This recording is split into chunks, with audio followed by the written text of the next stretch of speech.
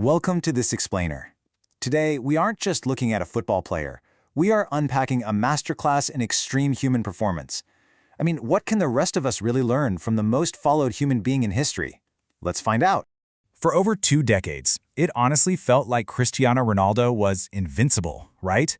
But then he dropped a massive bombshell. Just listen to this. When I mean soon, it's really soon.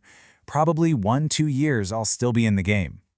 So, the 2026 World Cup, that's almost certainly going to be his last dance. But before the final whistle actually blows on this crazy career, we have to grasp the sheer scale of the empire he's built. 1 billion. He is literally the first person in human history to reach 1 billion social media followers. To put that into perspective, that's more people than the entire population of Europe. But how exactly did he build all of this? Well, to truly appreciate that billionaire status, you have to look at where he started. And honestly, it almost didn't happen. Born into severe poverty on the Portuguese island of Madeira, his early life was tough. His mother, Dolores, has actually shared that because of their dire financial situation and his father's struggles with trauma and alcoholism, she tried to terminate the pregnancy. But thankfully, her doctor refused. Chapter 1. The Boy from Madeira. So how does a kid sharing one room with all his siblings, who is literally expelled from school at 14 for throwing a chair at a teacher, make it? Well, at just 15, the whole dream was nearly derailed anyway. He was diagnosed with tachycardia, a racing heart condition. That could have easily ended his career before it even started. Instead, he got rapid laser heart surgery and was back on the pitch within days. It's an incredible testament to his resilience right out of the gate. Chapter 2. Rise of a Global Icon. From that kid in Madeira, he evolved into an absolute goal-scoring machine. Just looking at this club trajectory across Europe's elite leagues is wild. After breaking out at Sporting CP, he went to Manchester United in 2003, transforming from a flashy teen into a Ballon d'Or winner. Then came the mega transfer to Real Madrid, the stint at Juventus, and finally, sparking a massive revolution in the Saudi Pro League with Al Nassr. But here's the kicker. His dominance isn't just on the pitch. Across Instagram, Facebook, Twitter, and YouTube, the guy's a walking media empire.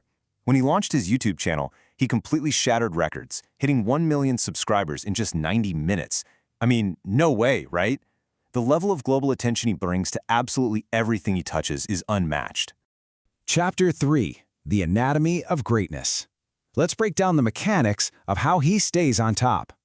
2.93 meters. Think about that for a second. That means his head was almost level with the crossbar during this record-breaking vertical jump back in 2013 against Manchester United.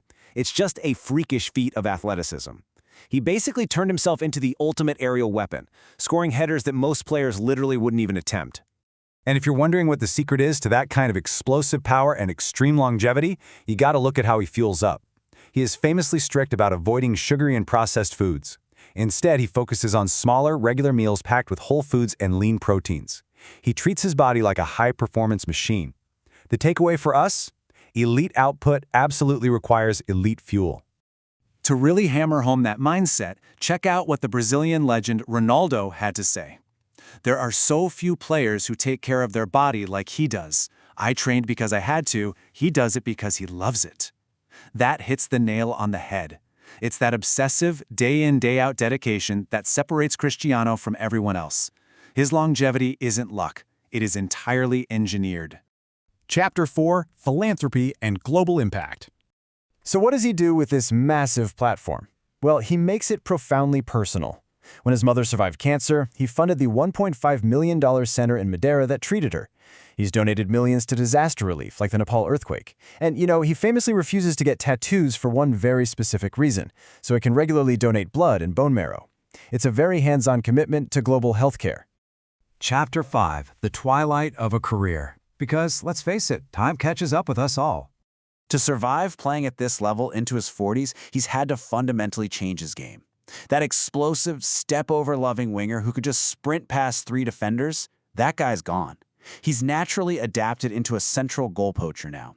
That means he relies a lot more on his teammates for service, and his defensive contributions in today's high-pressing game are pretty limited. And this creates a really complex, fascinating reality right now. On one hand, he's still dominating the Saudi Pro League, winning a championship, grabbing back-to-back top scorer titles.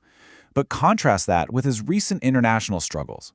We're talking about a highly scrutinized drought of 0 goals in 10 consecutive major tournament matches for Portugal. Which forces objective analysts to ask a pretty uncomfortable question. Is he actually holding Portugal back? I mean, during a recent World Cup opener, he had just 25 touches and 0 shots on target for over an hour. With dynamic, young forwards waiting on the bench, people are seriously debating if this absolute legend has become a bit of a passenger in a system that really needs fluid movement. Ultimately, his legacy as one of the greatest athletes in history is totally secure. There's no debating that. But as he admits that the end is really soon, we're left with a huge question. Are we watching the perfect final act of a legend gracefully accepting his limits, or is this a superstar desperately struggling to accept the inevitable twilight of his own career? Well, that's something you'll have to decide for yourself as we watch these final games unfold.